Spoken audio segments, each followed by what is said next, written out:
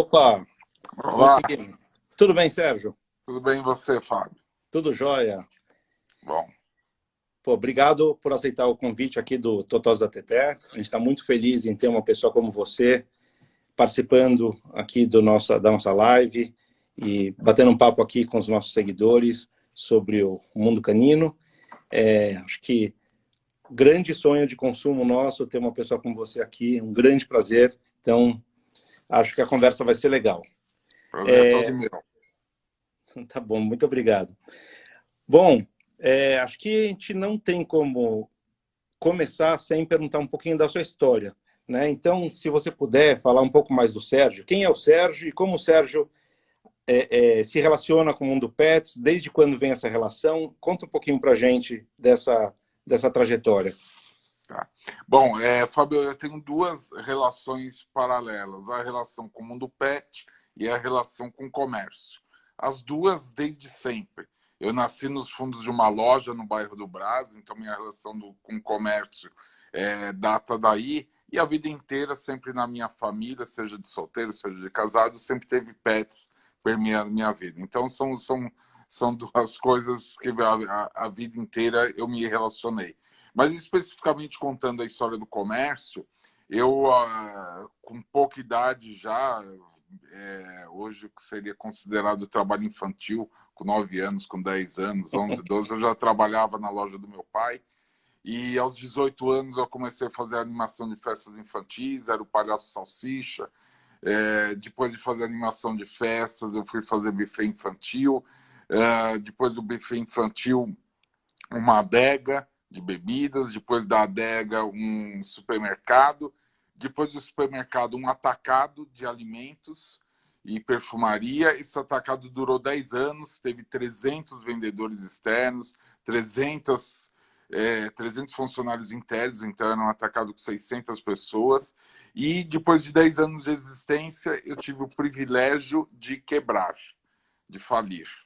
Por que eu estou dizendo que foi um privilégio? Porque o aprendizado que você tem quando isso acontece é enorme, e eu utilizei muito desse aprendizado para recomeçar uma atividade empresarial. E aí, nesse contexto da quebra da atividade anterior, uma das instalações que nós tínhamos era um prédio na Marginal do Tietê, que era a gente tinha lá um autosserviço de perfumaria que concorria com o Ikezak. E aí eu não sabia exatamente o que fazer, como recomeçar na vida. Pensei em perfumaria no varejo, mas a própria indústria falou que não era bom porque a Marginal não tinha trânsito de pedestres. Pensei numa mega loja de brinquedos, mas já tinham redes de brinquedos na época, e o próprio gerente da Estrela falou que não seria muito recomendável porque é muito sazonal e uma loja só seria difícil competir. E por fim eu tinha um cunhado que fazia shampoo para cachorro no quintal da casa dele. E ele me falou, por que não uma pet shop? Eu achei que pet shop não faria sentido nenhum, porque a imagem que eu tinha de pet shop era pet shop pequena, coisa de 70 metros, 100 metros, 150 metros. E aí, esse prédio que tinha na Marginal era um prédio de 3 mil metros quadrados. Então, eu sempre me relacionei com pets a vida inteira, mas eu não via isso como uma atividade empresarial. Mas aí, como eu sou sempre curioso e sempre faço perguntas, eu chamei o gerente da Pedigree à época e perguntei o que ele achava daquela instalação ser uma pet shop. E ele perguntou, depende, você está pensando em fazer alguma coisa no estilo da Cobase? Eu falei, tá bom, mas o que é Cobase? Porque até então eu nunca tinha ouvido falar na Cobase. Aí ele me deu o endereço, na época a Cobase já tinha 3 lojas, uma no Ceagesp, outra na Giovanni Gronchi e outra em Osasco. E quando eu conheci as 3 lojas da Cobase, aquelas lojas gigantes, eu vi que se daquele lado da cidade já tinham lojas grandes, por que não ter uma loja para atender a zona norte e leste de São Paulo? Então foi assim que nasceu a Pet Center Marginal. E por que o nome Pet Center Marginal? Porque quando você não tem dinheiro e monta uma coisa, você precisa tentar comunicar tudo no nome. Então, Pet Center era para dizer o que fazia, Marginal era para dar o endereço, e eu tentei colocar o telefone no nome também, mas aí não deu certo. Mas aí ficou Pet Center Marginal. E anos depois, só em 2014, A gente havia aberto lojas no Rio de Janeiro em 2013 e as lojas não estavam indo bem. E aí, quando a gente fez uma pesquisa com o consumidor lá, a gente descobriu que um grande problema que a gente estava tendo no Rio de Janeiro era o nome, porque Pet Center Marginal para o carioca significava Pet Center bandido. Eu lembro quando o pesquisador perguntou para uma senhora: quando a senhora escuta Pet Center Marginal, o que vem à sua mente? Aí ela respondeu: vem um cachorro com uma venda nos olhos, uma arma em punho, pronto para assaltar a gente. A hora que eu escutei isso, eu tive a certeza que o Pet Center Marginal não poderia prosseguir e que nós precisaríamos, então, encontrar um outro nome. E, felizmente, a gente encontrou um nome simples, que não tem rejeição nenhuma, é bem aceito em todos os cantos do Brasil. Aliás, é um nome que poderia servir para uma rede de pet shops em qualquer lugar do mundo. Se a gente quiser abrir na China, na Rússia, nos Estados Unidos ou na África, o nome Pet serve. Pô, que bacana. E tô vendo que as ambições são bem grandes, né? São globais. Só uma pergunta aqui, fiquei curioso. O nome do seu palhaço nas festas infantis era Salsicha por causa do Scooby-Doo ou não tinha nada a ver? Eu era alto e magro, e aí acabaram arrumando o nome de Salsicha. Não Mas era era por causa dele? Não. eu também. Tá bom, não, super legal, parabéns pela história. E eu acho que quando existe esse envolvimento enfim, com os cães ou com pets desde a infância, a maneira de gerir, eu imagino que seja muito influenciada por isso, né? Então, você vai acabar trazendo para a sua loja um nível de serviço diferente, um produto diferente, porque, enfim, você viveu aquilo a vida inteira. E achei muito bacana também você falando que a Alcobase acabou sendo sua inspiração. Você fala bastante de humanização, né? Dessa relação entre os tutores e os cães. Queria que você falasse um pouco mais disso. Primeiro, assim, nas suas palavras, o que é o conceito de humanizar essa relação e como que ele te ajuda tanto quanto ser um ser humano melhor, mas também ser um empresário melhor? Uhum.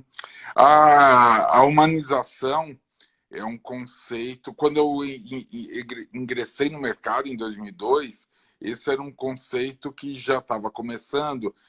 A gente poderia dividir isso que aconteceu em algumas etapas. Primeiro, você tem a etapa, que é a etapa mais da minha infância, que é a etapa onde o cachorro, principalmente, você tinha para cumprir uma função, né? Ele era o guarda de casa.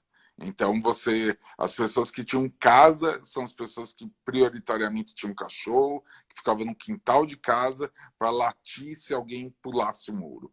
Esse foi assim, na minha infância isso acontecia bastante, e naquele momento já começava a também se ter cachorro não só para cumprir essa função do guarda, mas como companhia também de uma maneira mais intensa. Aí o cachorro começou a entrar dentro de casa e circular dentro de casa. E então aí começou um processo de humanização, ele ser percebido como da família. E aí ele pulou para cima da cama. Isso nos últimos 5 anos, em especial, ele pulou na cama. A hora que ele pulou para cima da cama e começou a dormir com as pessoas, é claro que sempre teve, mas eu digo, começou a dormir em uma maneira bastante expressiva. Hoje tem muitos cães que estão dormindo na cama junto com as pessoas. 45%. Pesquisa nossa, a gente fez esse post aqui no nossa ONG, acho que semana passada ou retrasada. Desculpa ter te interrompido, mas é muita gente, né? Quase metade dos pets dormem na cama. Mas se você fizesse essa pesquisa 20 anos atrás, é claro que já tinha cachorro que dormia. Mas, sei lá, daria 5%, daria 3%, 2%. Então, esse fenômeno já bastante intenso de ele estar em cima da cama, ele foi, então, colocado como membro da família e num lugar muito especial, como filho, né? Boa parte dos tutores, se você perguntar que lugar que o pet ocupa, ele vai ocupar o lugar de filho. E a hora que ele ocupa o lugar de filho, ele tem cuidados como filho, porque se você quer cuidar se você quer o melhor para o seu filho, então você vai procurar ter mais informações. E aí vem alguns dados interessantes. Primeiro, você deve lembrar, na cidade de São Paulo, por exemplo, shopping que aceitava pet era notícia. Por exemplo, o Shopping Higienópolis. Shopping Higienópolis foi precursor em aceitar circulação de pets e era bastante comentado por conta disso. Hoje, ficou ao contrário. Um shopping que não aceita pet é que vira notícia. Qualquer lugar do Brasil. Porque shopping tem que ser pet friendly. Aliás, todos os lugares praticamente estão tendo que ser pet friendly. Porque se você não for pet friendly, o consumidor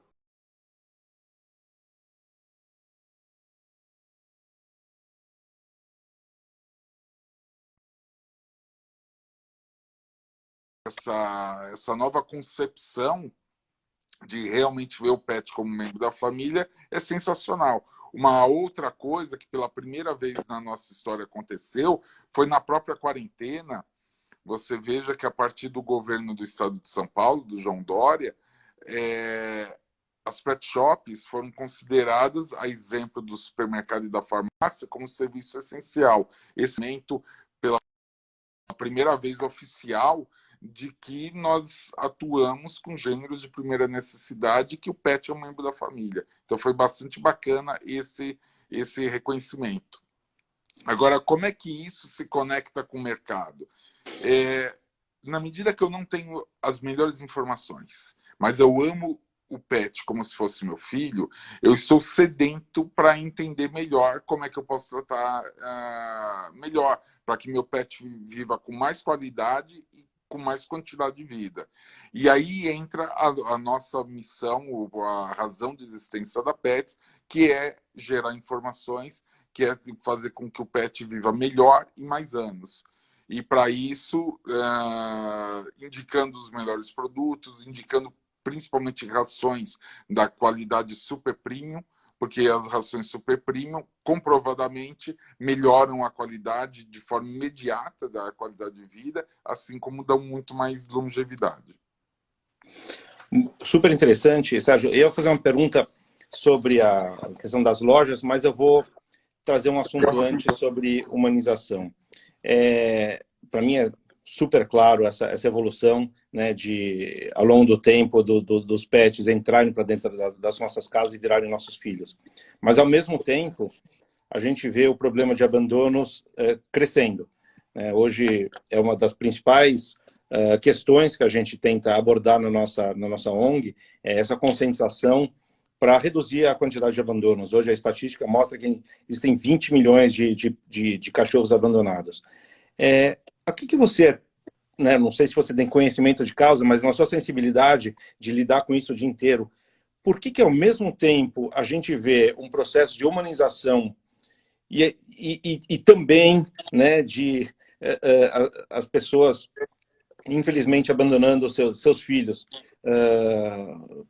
que só tem crescido, né? E o que a gente pode fazer nessa conscientização, nesse trabalho, para poder reduzir essa quantidade de abandonos?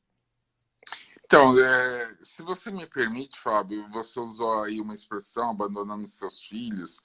Eu posso até estar enganado e você me corrija se eu estiver. Mas eu tenho a impressão que esse pet que é tratado como membro da família, que é tratado como filho, esse não é abandonado. O que está sendo abandonado é um outro tipo de relação que se tem com o pet. E aí vem algumas coisas bastante importantes. Por exemplo, na questão de venda ou de adoção, tanto faz.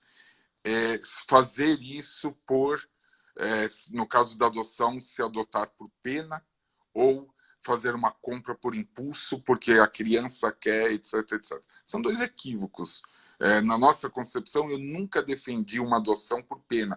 Tanto é que há muitos anos, notadamente nos últimos, a gente estimula que o ambiente de adoção seja um ambiente festivo, um ambiente que a pessoa que adotar seja um ato de alegria, mas nunca um ato de salvação de uma vida.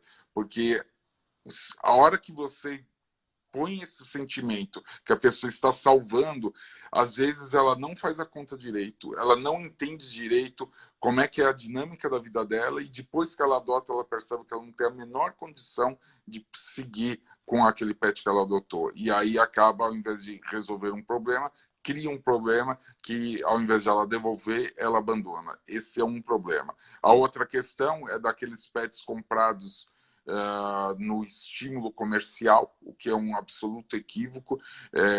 Nenhuma pet shop, nenhum criador deveria vender um pet como se fosse um produto, estimulando principalmente uma criança que vê o pet pequenininho, bonitinho, e esquece que o pet cresce, esquece que o pet vai latir, esquece que o pet faz xixi, faz cocô, e simplesmente acha que está comprando um brinquedo de pelúcia. Não tem a menor consciência do que é ter posse responsável. Então, mesmo no período em que nós ficamos por muitos anos fazendo a comercialização de cães e gatos, a gente praticava o que a gente chama de venda negativa. Ou seja, quando alguém se interessava, todos os nossos atendentes eram treinados para alertar de tudo que acontecia, para entender o estilo de vida, para desestimular que se comprasse cães inadequados para determinados estilos de vida, porque, como você bem sabe, não tem cão certo ou errado, tem um cão adequado para o seu estilo de vida. Se, por exemplo, se você mora num apartamento pequeno, não são todas as raças que você pode ter. Se você não tem muito tempo para passear na rua, também você tem que saber escolher outro tipo de raça. Então, quer dizer, se você não tem cuidados para comprar, fatalmente você está propiciando que essas pessoas no futuro possam amanhã achar que abandonar seja uma solução. Felizmente, a gente tem nesse processo de adoção uma bandeira extremamente forte de responsabilidade social da Pets. Quando, há um ano atrás, um pouco mais de um ano atrás, nós paramos de vender, nós já fazíamos adoção, já éramos os maiores doadores de cães e gatos do Brasil, e agora nós dobramos de tamanho em termos de adoção. Só no ano passado foram quase 8.000 cães e gatos doados à nossa rede. A gente trouxe a adoção para o centro da estratégia, a gente trouxe a adoção para o centro físico da loja. Então, no mesmo lugar nobre que eram deixados filhotes, hoje a gente monta lojas novas, criando espaço para o filhote exatamente para os cães, filhote não, para os cães que podem ser filhotes ou adultos, para adoção exatamente do mesmo jeito que a gente criava esses espaços para comercialização. E a gente percebe que isso tem estimulado também bastante a principalmente ter esse processo de adoção responsável, da posse responsável.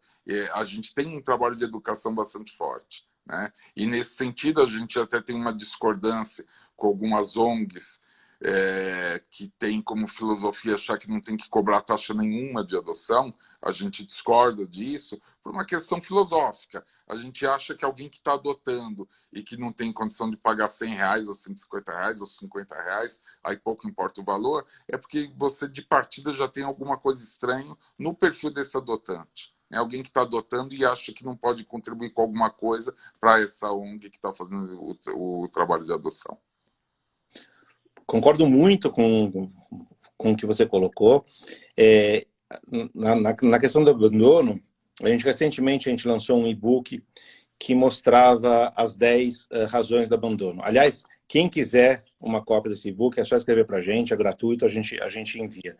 E as razões são as mais tristes possíveis. São pessoas que abandonam porque, isso que você falou, faz barulho, ou faz cocô, ou brinca demais, ou rói a mesa. Enfim, é muito triste. Então, acho que um pouco do nosso propósito é justamente evitar esses abandonos, qualificando um pouco essa relação entre ser humano e cães, humanizando e dando informações e conteúdo. Eu acho super bacana o trabalho de vocês, acho que até o blog de vocês é bastante rico, é uma bela fonte de informação, também recomendo que todo mundo visite. Falando um pouco das lojas, né? Vocês na Pets, acho super bacana uma questão vamos dizer, da democratização, né, da disponibilidade de produto. A gente estava conversando mais cedo, você me falou uma coisa até curiosa. Vocês têm loja no Itaim Bibi e tem loja no Itaim Paulista, né, atendendo públicos, para quem não é de São Paulo. Itaim Bibi é um bairro bastante nobre e o Itaim Paulista é um bairro, enfim, com uma condição econômica mais desfavorável. E aí você tem que se relacionar com pessoas com poderes aquisitivos muito distantes. Agora está no plano da Pets também, não sei se já entrou, ou se está entrando no Nordeste, enfim, virando uma companhia ainda mais nacional, com atendendo pessoas de diferentes perfis. Então, queria, enfim, a relação no final é a mesma, né? Então, é cachorro e ser humano. Mas conta um pouco da sua experiência de como é oferecer produtos diferentes para públicos tão diferentes. Então, essa é uma excelente questão que gerou ao longo dos anos muito aprendizado para nós. Em primeiro lugar, quem é o público-alvo da Pets? Muita gente acha que é classe AB. E eu digo não, o público-alvo da Pets é uma fórmula matemática. Essa fórmula poderia ser expressa da seguinte forma: renda disponível vezes grau de afeto. Ou seja, se você tem uma renda disponível altíssima, mas não gosta de pets, você não será nosso cliente. Por outro lado, se você tem uma renda disponível baixa, mas o pet é um membro da sua família, você será nosso cliente. E é através desse entendimento de quem é nosso cliente que a gente monta lojas no Itaim, como você citou, no Itaim Bibi, que é um bairro nobre de São Paulo, ou no Itaim Paulista, que é um bairro pobre de São Paulo. E qual é a característica do que a gente está montando nas lojas que a gente monta na periferia? A gente está indo com o mesmo tipo de instalação, a mesma gôndola, o mesmo mix de produtos, os mesmos serviços. E quando a gente monta isso, não tem nada a ver com a oferta que tem originalmente na região. Na região você tem rações no máximo premium para baixo, muitas vezes rações a granel. A gente ignora absolutamente a lógica do que está sendo consumido lá e leva o que tem de melhor para essa população mais carente. Quando a pessoa entra na loja, fica satisfeita por ver uma loja bem montada, e os atendentes começam a explicar por que você deveria dar, por exemplo, uma ração super premium. E a pessoa topa fazer experiência. E ela percebe que em algumas semanas o pelo ficou melhor, o cachorro ficou muito mais ágil, as fezes diminuíram de tamanho e praticamente ficaram sem odor. Aí ela vê que o filho dela está vivendo muito melhor. E quando ela percebe que aquela loja foi lá, montando instalações de primeiro mundo, colocando ar-condicionado, dando todo o respeito que se tem a essas pessoas e dando uma mensagem de como é que você cuida melhor do seu filho, essa pessoa cria uma relação de lealdade, não com a marca da ração, mas ela cria uma relação de lealdade com a Pets, que foi lá fazer esse trabalho de educação. Então nós estamos muito felizes porque a gente tem montado diversas lojas na periferia da cidade de São Paulo e já estamos começando a ver periferia de outras capitais do Brasil, para que a gente tenha esse trabalho de de disseminar informação. Da mesma forma, estamos agora montando lojas no Nordeste. Já estamos indo nas principais capitais, vamos começar a ir em outras cidades que não são as capitais do Nordeste. Estamos indo de novo com a mesma proposta, com o mesmo empenho, e também estamos sendo acolhidos muito bem, porque a gente entende que o apaixonado por animal de estimação não é uma questão de dinheiro, é uma questão de conhecimento. Muitas vezes ele não dá o melhor para o seu pet, não é porque ele quer economizar, é porque ele vê a propaganda na televisão e imagina que a marca daquela propaganda na televisão seja o top do que ele pode dar. Quando ele percebe que tem produtos bem melhores para melhorar a qualidade de vida do pet, ele fica inclusive grato à empresa. Sérgio, super legal ouvir o seu você falando que você fala com os olhos apaixonados, né? Então a gente que lida com pet o dia inteiro e muitas vezes a gente vê esse semblante, esse olhar, isso é uma coisa que nos emociona também. Então, além de ser um empresário incrível que está, enfim, fazendo um mega sucesso do ponto de vista empresarial, um ser humano incrível também, porque a gente respeita demais quem tem essa relação tão amorosa e afetiva com os cachorros. Então, obrigado. Eu queria continuar aqui falando um pouco desse momento que a gente está vivendo, da crise do Covid. isso muda muita coisa, né? Muda a relação das pessoas com seus pets, né? Pessoas que ficavam mais para fora de casa, agora estão mais dentro de casa. Muda a relação das pessoas com o comércio, que as pessoas não podem ir. Eventualmente, eu não sei como se desenvolveu a questão da sua venda online. Talvez tenha mudado o mix de produtos que as pessoas compram. Enfim, tudo aconteceu muito rápido.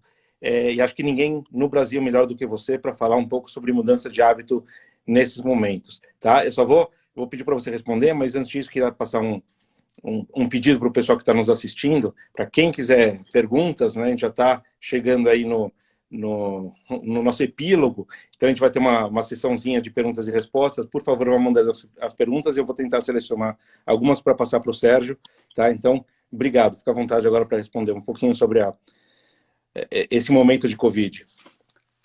Você sabe, Fábio, um pouquinho antes do Carnaval, eu estava em Londres, Nova York, São Paulo e Rio, viajando e conversando com investidores, porque nós éramos uma das 20 e tantas empresas que iria fazer IPO agora em abril. Né? Então, nós estávamos com o nosso IPO. Para quem não sabe o que é o IPO, é quando a empresa vai para a Bolsa de Valores, né? É a oferta inicial de ações na Bolsa de Valores. Evidentemente que quando eu voltei dessa viagem ao exterior, eu peguei já a quarentena aqui.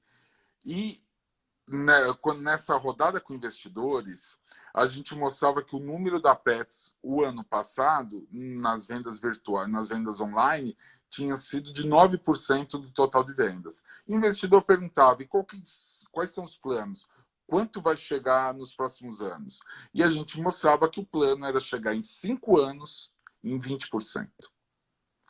Pois bem, foi em março, que já pegou meia quarentena, o número já bateu 20%. Em abril agora, último abril, deu 30% da participação de vendas digitais. A gente está com um crescimento fenomenal de vendas digitais. Nós somos hoje, em termos de rede mundial, no segmento pet, a rede com maior participação de vendas digitais integradas num sistema chamado de omnicanalidade. Ou seja, mais de 80% do que a gente vende, mais de 70% do que a gente vende numa plataforma online é expedido pela loja.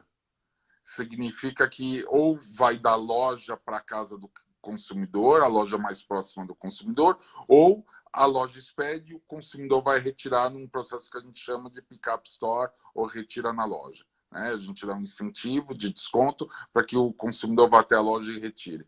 Então, tanto para retirar como para entregar na casa dele a partir da loja, é mais de 70% de tudo que a gente vende no digital. Então, hoje, a Pets ela se consolidou em um cenário mundial como a maior plataforma digital integrado com uma rede de lojas físicas e com uma omnicanalidade que não tem paralelo no mundo no segmento pet. E mesmo quando você pega outros segmentos de varejo, esse índice de omnicanalidade, que é quase 80%, é um índice que é benchmark mundial. Então, a gente está bem feliz que a gente estava muito preparado, a gente investe nisso desde 2015 para ter essa omnicanalidade, a gente estava muito preparado para um momento como esse de transformação, onde o consumidor muitas vezes comprou pela primeira vez online, e a gente conseguiu manter o nível de serviço. A gente faz uma entrega se o cliente for retirar na loja em 1 hora, e se ele quiser receber em casa, estando no raio de ação da loja, em até 2 horas ele recebe na casa dele o seu produto. Então a gente fica bastante feliz de ter mantido, mesmo com esse crescimento astronômico. Só para que você tenha uma dimensão do crescimento, as vendas de abril significaram 400% de aumento contra abril do ano passado. Ou seja, subiu 5 vezes as vendas de online. E a Pets manteve o nível de serviço. Uau! Parabéns. Bom, temos aqui algumas perguntas chegando. A primeira aqui, na verdade, não é nenhuma pergunta, é um convite. O Nick, ou a Nick, né? Não dá para saber aqui, de Manaus está convidando a Pets para ir para lá, Então, não sei se está nos planos ou não, e se você pode revelar ou não, mas, enfim, pelo menos consumidor já tem lá. Já temos ponto. Pode avisar para o Nick ou para a Nick, que já temos contratos assinados em Manaus. Em breve estaremos em Manaus. Boa. Também acho que é Flávia, né? Flá Martins, acho que é Flávia, ela diz aqui que, na verdade, também não é uma pergunta, é uma afirmação. Ela diz que só podemos confiar em quem ama realmente os pets. E eu só queria falar que eu concordo plenamente, e isso vale extrapolando, né, a minha vida aqui nessa ONG que eu participo. Acho que a gente aprendeu a ver diferente quem realmente ama os pets. Concordamos, Flávio. E o Guga aqui faz uma pergunta, primeiro parabéns pela pergunta, né? Então, ele faz uma pergunta de como ele poderia adotar um pet. Então, independente se isso vai, enfim, se você vai em frente ou não, Guga, linda a sua pergunta. Espero que você estimule e que você consiga inspirar outras pessoas a terem essa mesma paixão, essa mesma atitude. E aí ele pergunta, é possível adotar através do Pets? E se for, ele queria saber um pouco esse processo. Então, eu volto a lembrar que nós somos hoje o maior centro de adoção do país. No ano passado, como eu disse, foram mais de 8 mil. Ao longo dos últimos anos foram mais de 40 mil, quase 50 mil adoções já de cães e gatos. A gente tem vários pets disponíveis de segunda a domingo na loja, tá? Porque a nossa própria, aquela equipe que tinha para filhotes, não foi demitido absolutamente ninguém, e a gente manteve a equipe que cuidava dos filhotes para cuidar dos pets para adoção. Então, isso possibilitou que a gente tivesse em diversas lojas a questão da adoção permanente, né, de segunda a domingo. E em outras situações, a adoção está mais concentrada no final de semana. Sempre através de ONGs parceiras. É importante salientar isso, que esse é um processo feito a 4 mãos. A Pets cede espaço, a Pets arruma infraestrutura, mas é necessário que tenha uma ONG operando esse processo de adoção, inclusive para fazer a entrevista com o adotante, para entender o perfil do adotante e para que se faça uma adoção responsável. O mesmo cuidado que a gente tinha para venda, a gente tem para adoção. Aliás, apesar de não fazer mais a venda, só quero deixar claro assim o pensamento sobre isso. Para nós, o mais importante não é se foi comprado ou se foi adotado. O mais importante para nós é como será tratado. Isso, para nós, é questão de bem-estar animal. Se você comprou e maltrata, não serve. Se você adotou e maltrata, não serve. Agora, adotando ou comprando, tem que ter bem-estar animal, tem que tratar muito bem. E você tem que comprar ou adotar pela razão correta. Você não pode comprar por impulso para agradar uma criança e você não pode adotar por pena, achando que você vai salvar, porque não é o melhor caminho para adoção. A adoção é um processo de alegria.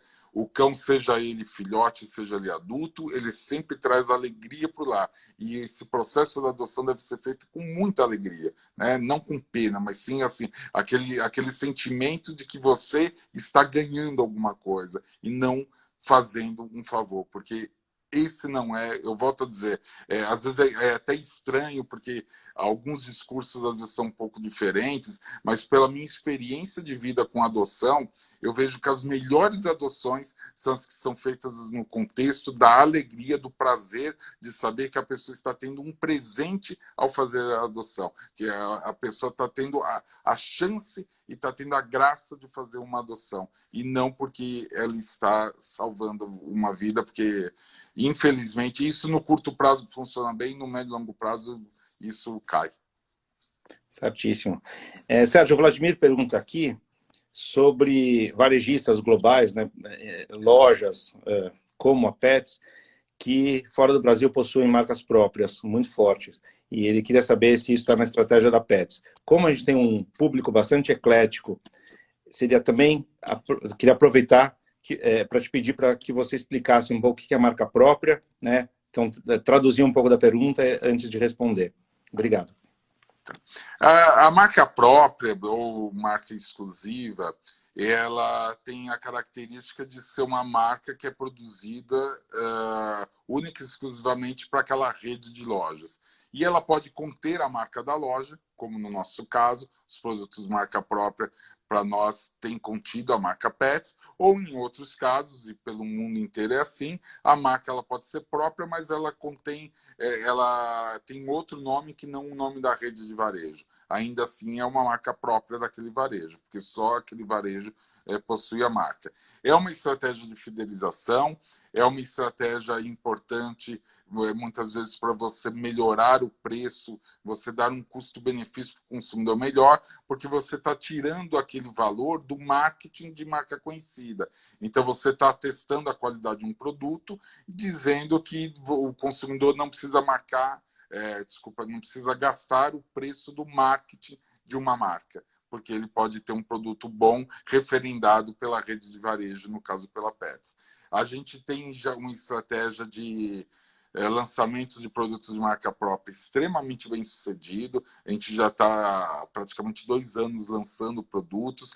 Os produtos ou são líder ou vice-líder na categoria onde estão presentes, na grande maioria dos casos. Então, o consumidor está recebendo super bem os nossos produtos de marca própria. E em breve a gente também vai estar entrando em pet food com a marca própria. Tá? Então, a gente está bem feliz com esse processo. Em relação ao restante do mundo, existem, realmente, como foi perguntado, grandes redes que também trabalham com esse conceito de marca própria. Inclusive, na Europa, até por uma questão cultural, a marca própria é muito mais forte que no Brasil.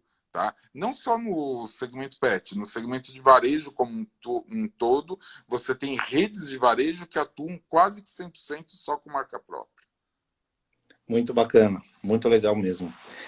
A Flávia aqui, Flávia Martins, acho que a mesma que fez aquele comentário anterior sobre a paixão dos pets, ela faz uma outra pergunta. Ela pergunta por que a Pets não faz uns vídeos para ensinar e dar dicas, etc., tipo uma TV Pets. Só roubando um pouquinho do espaço da sua resposta, já que ONGs não vem ninguém como concorrentes, a gente queria também avisar para aqueles que estão nos conhecendo agora que a gente tem vários vídeos educativos, a gente tem muito conteúdo também enfim, através das várias mídias, Facebook, Instagram, YouTube também. E em breve a gente vai vir também com um curso de EAD, né, para educar as pessoas e dar dicas de todas enfim, de todas as naturezas. E a gente vê com muito bons olhos que outras iniciativas parecidas existam. Então, se existe uma TV Pets agregando também valor, vai ser maravilhoso. Então, enfim, jogo a bola para você e acho que essa seria a última pergunta, tá bom? Fábio, parabéns pelo trabalho que você tem de estar educando e levando informação para as pessoas. E, felizmente, mesmo não tendo como TV Pets, mas a gente tem esse trabalho de educação já também há muitos anos, inclusive nesse momento aí de coronavírus. Por exemplo, ao ter que fechar a rede de centro de estética, uma das primeiras providências que a gente procurou fazer foi ir no nosso Instagram e fazer um vídeo de como você dá um banho em casa. Quer dizer, ou no Facebook, eu não sei exatamente quais redes sociais, se está no Instagram, se está no Facebook, no YouTube, mas tem lá nas nossas redes sociais disponível dicas de como é que você dá um banho em casa, assim como tem dicas de todas as questões no relacionamento. Toda semana a gente está produzindo novos conteúdos sobre esse relacionamento para dar informação. A exemplo do que você faz já, nós também acreditamos que levar informação é uma obrigação nossa. Porque quanto mais se tiver informação, melhor a pessoa vai cuidar do pet. Eu volto a dizer, isso é um aprendizado enorme para nós. Muita gente não cuida da melhor forma, não é por qualquer coisa errada, é só por desconhecimento. Quer ver uma coisa típica? Dar o resto de comida. Dar o que a pessoa está comendo, dá para o cachorro comer. A pessoa não faz isso por maldade. A pessoa faz isso por amor. A pessoa faz isso porque ela fala, o que eu como ele vai comer, ele não vai comer diferente de mim. Só que quando ele toma informação e ele passa a entender que o cachorro não pode com sal, não pode com açúcar, que isso prejudica a saúde dele, etc, etc, aí ele começa a entender que dar aquela comida não é necessariamente um gesto de amor, muito pelo contrário, é um gesto que prejudica a saúde dele. Então, a importância de passar informação é fundamental. Parabéns pelo trabalho que você faz de estar levando informação, assim como nós fazemos também. Maravilha. Sérgio, estamos falando aqui que seu ambiente está um pouco escuro, tá? E aí, chegou aqui uma pergunta, eu falei que era a última, ótimo, melhorou, obrigado.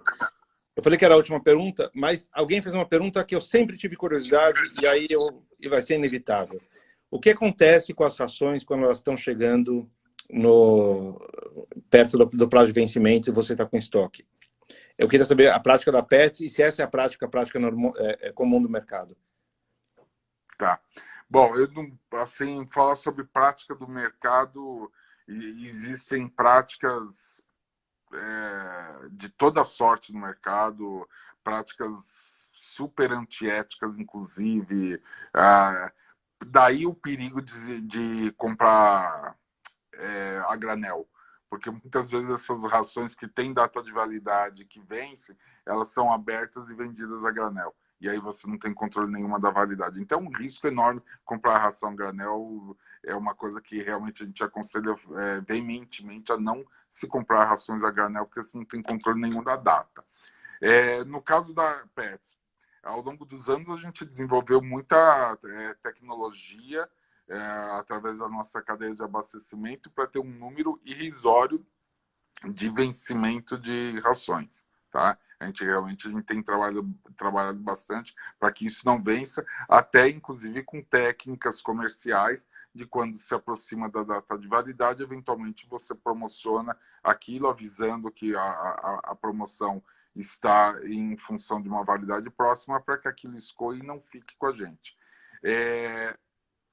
Agora, se porventura chega a efetivamente vencer, o produto é descartado. A gente não faz qualquer tipo de utilização do produto.